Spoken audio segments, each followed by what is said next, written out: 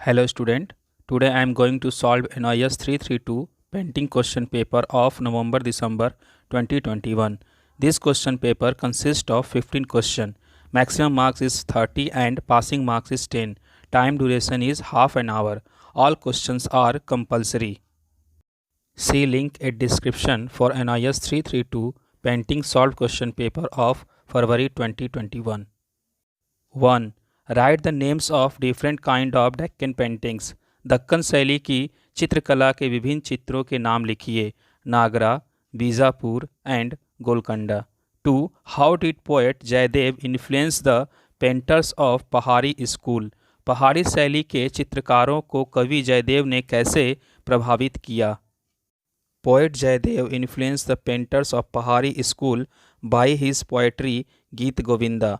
कवि जयदेव ने अपनी कविता गीता गोविंदा से पहाड़ी स्कूल के चित्रकारों को प्रभावित किया। 3. Write a very short note on the painting a group of Kashmiri artisan. Kashmiri शिल्पकार चित्र पर एक अति संक्षिप्त लेख लिखें। Painting was made in 18th century. Medium of this painting is water colour and tempera techniques is used. Painting 18वीं सदी में बनाई गई थी। इस पेंटिंग का माध्यम वाटर कलर है और टेम्परा तकनीक का इस्तेमाल किया गया है। 4. Write on the main characteristics of the statue mother goddess of Harappa. Harappa की मातृदेवी की मूर्ति की मुख्य विशेषताएं बताएं। This statue is made of clay and then baked in fire as per the terracotta process. The baking is perfectly done to achieve an unblemished red colour. यह मूर्ति मिट्टी से बनी है और फिर टेराकोटा प्रक्रिया के अनुसार आग में पकाई जाती है। एक बेदाग लाल रंग प्राप्त करने के लिए पूरी तरह से पकाई जाती है। 5. Describe the theme and beauty of the painting मारा विजया ऑफ अजंता। अजंता की चित्र मार विजय की विषय वस्तु तथा सुंदरता का वर्णन करें। थीम ऑफ मारा Vijaya narrates the story of the conquest on all the vices and temptation of the material world by Buddha during his meditation. In this painting, the defeat of the young woman is shown who tried to disturb the concentration of Buddha. मारा विजय की theme Buddha द्वारा अपने ध्यान के दौरान भौतिक दुनिया के सभी दोषों और प्रलोभन पर विजय की कहानी बताती है। इस पेंटिंग में उन युवतियों की हार को दिखाया गया है जिन्होंने बुद्ध की एकाग्रता को भंग करने की कोशिश की थी। 6.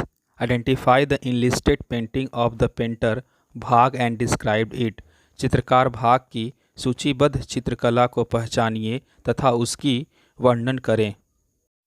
अ painting bird catching at bran in tempera technique was done on paper by Bhag. The painting is full of natural surroundings. A bird catcher has spread a net under a tree and is hiding behind the tree and covering himself with a red screen. In the foreground, a pond is full of lotus flowers where a pair of hoopoes, charas, snippets, duck, and other birds have gathered to drink water. Few birds have fallen prey in the net. Indeed, this is a very beautiful study of birds. The appearance and colors of birds, trees, flowers, and mountains are quite natural. भाग द्वारा कागज पर tempera तकनीक में 12 में bird catching painting बनाई गई थी। पेंटिंग प्राकृतिक परिवेश से भरी हुई है। एक पक्षी पकड़ने वाले ने एक पेड़ के नीचे जाल फैला दिया है और पेड़ के पीछे छिप गया है और खुद को लाल स्क्रीन से ढक रहा है। अग्रभूमि में एक तालाब कमल के फूलों से भरा हुआ है जहां पानी पीने के लिए हुप्स, सारस, स्निपेट्स, बत्तख और अन्य पक्षी इकट्ठा हुए हैं। कुछ पक्षी जाल में फंसे हुए हैं। वास्तव में यह पक्षियों का बहुत ही सुंदर अध्ययन है। पक्षियों, पेड़ों, फूलों और पहाड़ों का रूप और रंग प्राकृतिक है। 7. Which Indo Islamic monument is considered as one of the wonders of the world. Review it. कौन सा भारतीय इस्लामिक स्मारक विश्व के आश्चर्य में एक माना जाता है. समीक्षा करें। Taj Mahal. It is made of white marble stone. It is took 22 years for the construction. It is situated on the bank of Yamuna River. The area of the main building is 313 square feet. The highest dome of the building is 186 feet high. Taj Mahal यह सफ़ेद संगमरमर के पत्थर से बना है। इसके निर्माण में 22 साल का समय लगा है। यह यमुना नदी के तट पर स्थित है। मुख्य भवन का क्षेत्रफल 313 वर्ग फुट है। इमारत का सबसे ऊंचा गुंबद 186 फीट ऊंचा है। 8. What do you know about Raja Ravi Varma? Describe one of his paintings. Raja Ravi Varma के बारे में आप क्या जानते हैं? इनका एक चित्र का वर्णन करें। Raja Ravi Verma belonged to the royal family of Travancore. He painted in oil and his work in a late neoclassical style has a Victorian heaviness. His paintings are mostly with an epic or religious subject matter. An example of Raja Ravi Verma's oil paintings is Ravana and Jatayu based on epic Ramayana. Verma revealed here his ability to seize movement and build up a composition on the principle of dynamic balance. Raja Ravi Varma Travancore के शाही परिवार से थे। उन्होंने तैलीय रंगों का उपयोग किया। नवशास्त्रीय शैली के अंत में उनकी पेंटिंग ज़्यादातर महाकाव्य या धार्मिक विषय के साथ हैं। महाकाव्य रामायण पर आधारित रावण और जटायु राजा रवि वर्मा के तेल चित्रों का एक उदाहरण है। 9. Write short note on the following. निम्नलिखित पर संक्षिप्त टिप्पणियाँ लिखें। A. The great stupa of Sanchi, Sanchi का महास्तूप। बी. चौरी बियरर, चंवर धारणी। Stupa is the largest stupa at Sanchi. It is known as Mahastupa. It was built during the time of Asoka and was enlarged to the present size by the Shangas. Probably a portion of the relic of Shakyamuni Buddha was kept inside the stupa. स्तूप सांची का सबसे बड़ा स्तूप है। इसे महास्तूप के नाम से जाना जाता है। यह अशोक के समय में बनवाया गया था और शंगों द्वारा इसे वर्तमान आकार में बढ़ा दिया गया था। संवत शाक्य मुनि बुद्ध के अवशेषों का एक हिस्सा स्तूप के अंदर रखा गया था। It has the technique, surface refinement and high polish.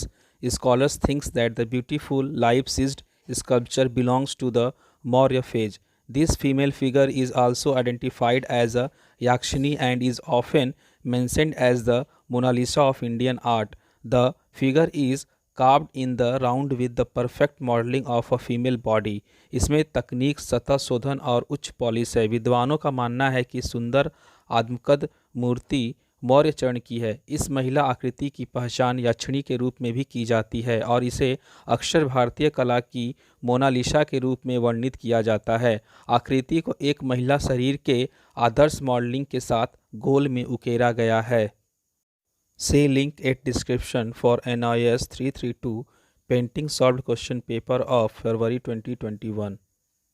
10. Mention the main features of the Rajasthani school of miniature painting. Rajasthani लघु चित्र शैली की मुख्य विशेषताएं बताएं। There is lot of variety in the style of Rajasthani school in handling the natural scene, architectural structure and human figures. Faces are generally shown in profile. Both the male and female figures show suppleness and emotion in their large eyes. The influence of the Mughal court is very clear in the dress and costumes. Same influence is notable in the drawing of building and places in these paintings during the later period. प्राकृतिक दृश्य, स्थापत्य रचना और मानव आकृतियों को संभालने में Rajasthani school की शैली में बहुत विविधता है। चेहरे आमतौर पर अच्छे से दिखाए जाते हैं।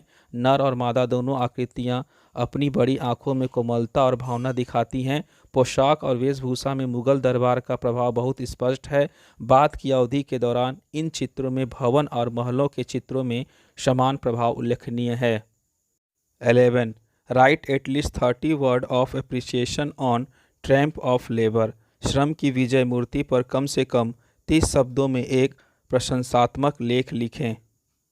As a composition, the tramp of labour is a masterpiece. This will remain as an outstanding example of contemporary Indian sculpture. The four figures in the first group are perfect anatomical studies of men engaged in a formidable task of lifting a huge rock.